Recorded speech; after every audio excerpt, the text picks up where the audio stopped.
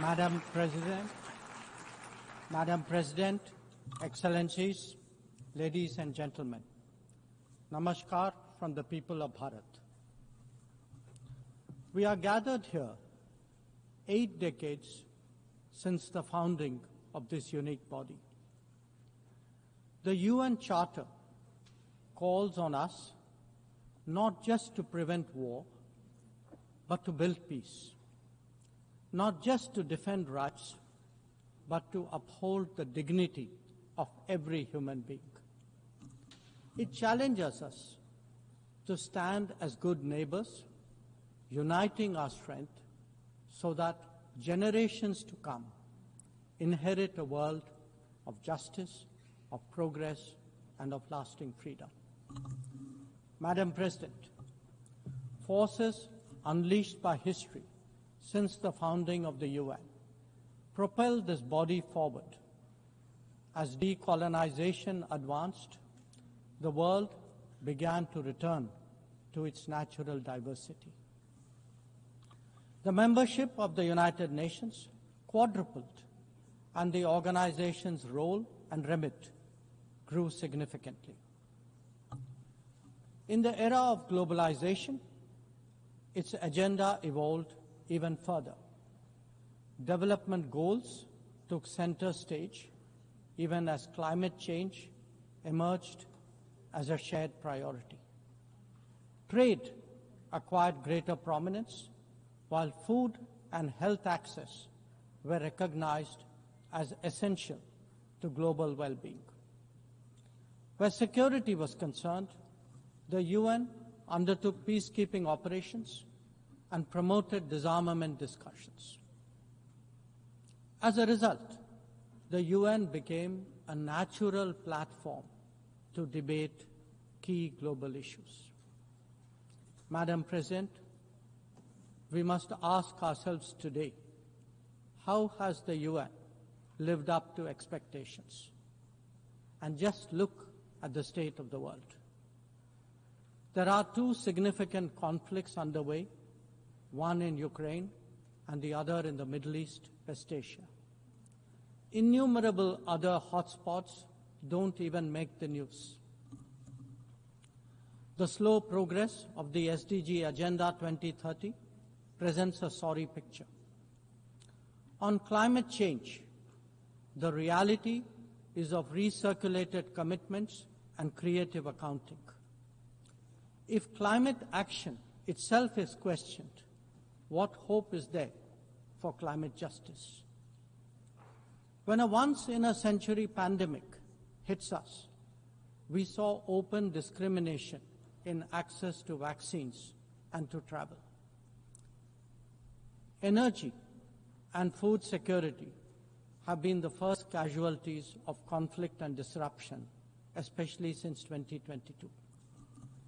Better-off societies insulated themselves by having the first call. The resource-stressed ones scrambled to survive, only to hear sanctimonious lectures thereafter.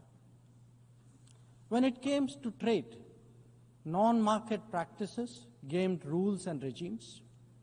The resulting concentration exposed the world to leveraging. On top of that, we now see tariff volatility and uncertain market access. As a result, de-risking is a growing compulsion, whether from limited sources of supply or over-dependence on a particular market. Economic concerns have other dimensions as well. Heightened technology control is one. The grip on supply chains and critical minerals is another.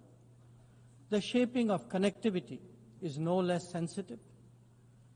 Protection of key sea lanes has become a challenge. Restricting the evolution of a global workplace is an issue.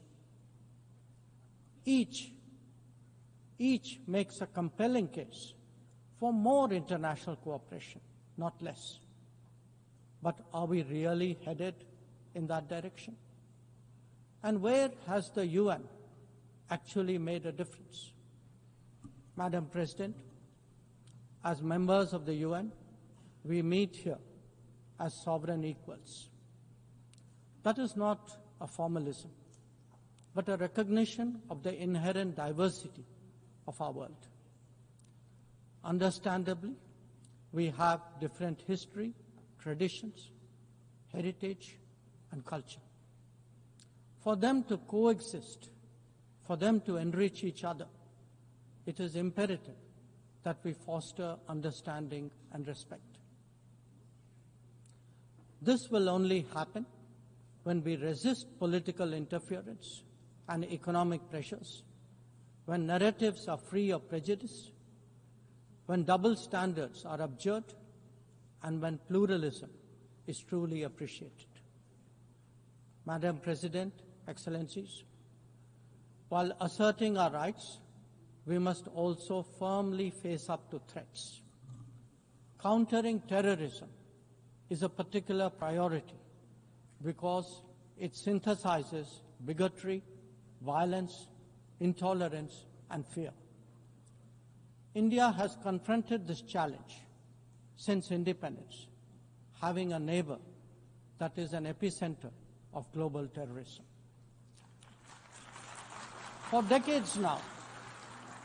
For decades now, major international terrorist attacks are traced back to that one country. UN's designated lists of terrorists are replete with its nationals. The most recent example of cross-border barbarism was the murder of innocent tourists in Pahalgam in April this year. India exercised its right to defend its people against terrorism and brought its organizers and perpetrators to justice. Because terrorism is a shared threat, Madam President, it is essential that there is much deeper international cooperation. When nations openly declare terrorism a state policy, when terror hubs operate on an industrial scale, when terrorists are publicly glorified, then such actions must be unequivocally condemned. The financing of terrorism must be choked, even as prominent terrorists are sanctioned. Relentless pressure must be applied on the entire terrorism ecosystem.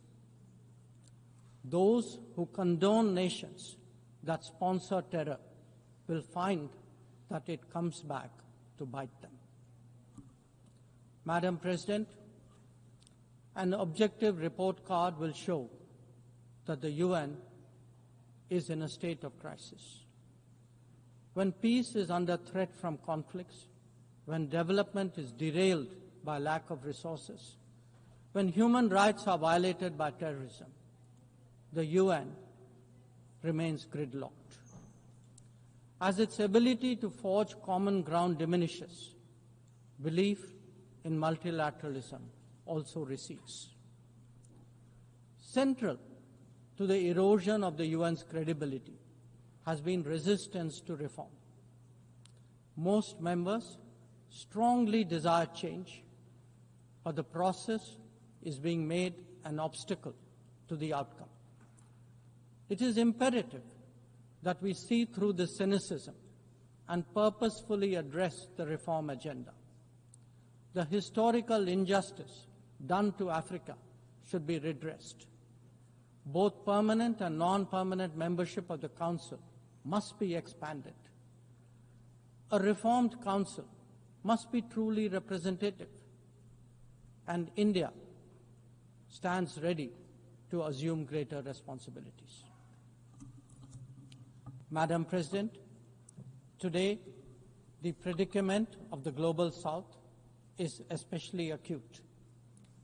Bharat, under the leadership of Prime Minister Narendra Modi, believes that it has both a duty to contribute and an obligation to motivate. That is why we have undertaken more than 600 major development projects in 78 countries, as well as innumerable community-based initiatives. They range from large infrastructure to small livelihoods, from capacity building to people's welfare, from concrete assets to education and training. Turbulent times require that we step forward during moments of crisis.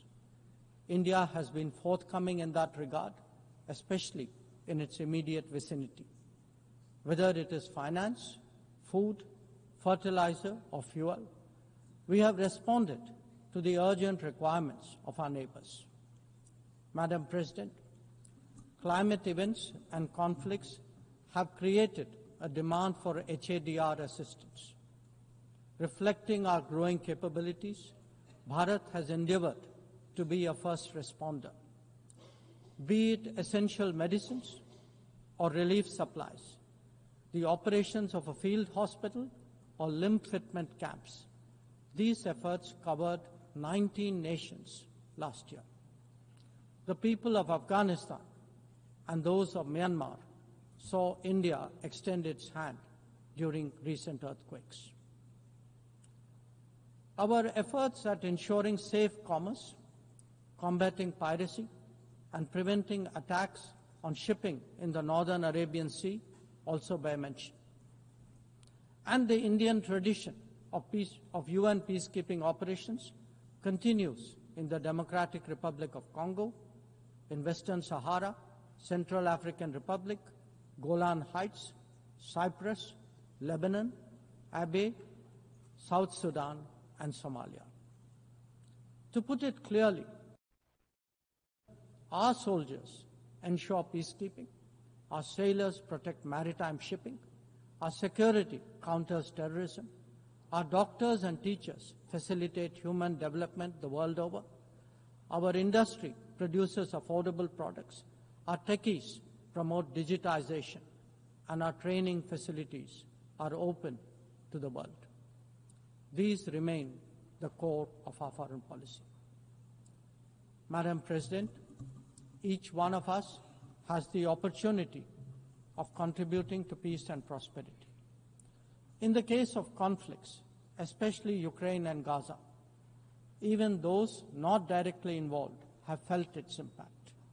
Nations who can engage all sides must step up in the search for solutions.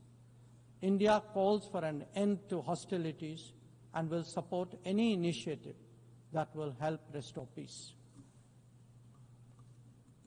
The last decade in Bharat has also seen transformative changes due to the vision of Prime Minister Modi.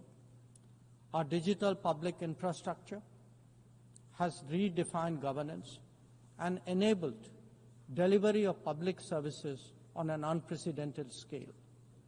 Our startup ecosystem, innovation culture, and microfinance are changing the face of society. Our rapidly growing infrastructure facilitates both ease of doing business and ease of living for citizens. India remains committed to sharing its experiences and tools with others on their journey of development. Artificial intelligence as a horizontal and cross-cutting technology has a particular promise for development. India's approach is to harness it responsibly for human welfare. Inclusion and impact will be the watchwords for the summit that India will host in 2026. Madam President, Bharat approaches the contemporary world guided by three key concepts. One, Atmanirbharta, or self-reliance. That means developing our own capabilities, building our own strengths, and nurturing our own talent. We see its results already, be it in manufacturing, in space programs, in pharma production, or in digital applications. Make, innovate, and design in India also benefit the world. Two, Atmaraksha, or securing oneself. We remain determined to protect our people and secure their interests at home and abroad. That means zero tolerance for terrorism, robust defense of our borders, forging partnerships beyond, and assisting our community abroad. And 3, Atma Vishwas, or self-confidence. As the most populous nation, as a civilizational state, as a rapidly growing major economy, we are confident about who we are and what we will be. Bharat will always maintain its freedom of choice and will always be a voice of the Global South. Madam President, these are certainly challenging times for the international community. Many of our assumptions and expectations no longer hold. In such circumstances, it is imperative to stay strong, to hold firm, and to deepen friendships. International cooperation must prevail because islands of prosperity cannot flourish in an ocean of turbulence. A world order requires common purpose, as it does empathy for others. That is where we look to the United Nations. Madam President, every member who can make this world a better place must have the opportunity to do their utmost. And for that to happen, reformed multilateralism is the obvious way. The 9th decade of the UN must be one of leadership and hope. Bharat will do its fair share and more. I thank you. If you like this video, then like, share and subscribe to Mirror Now.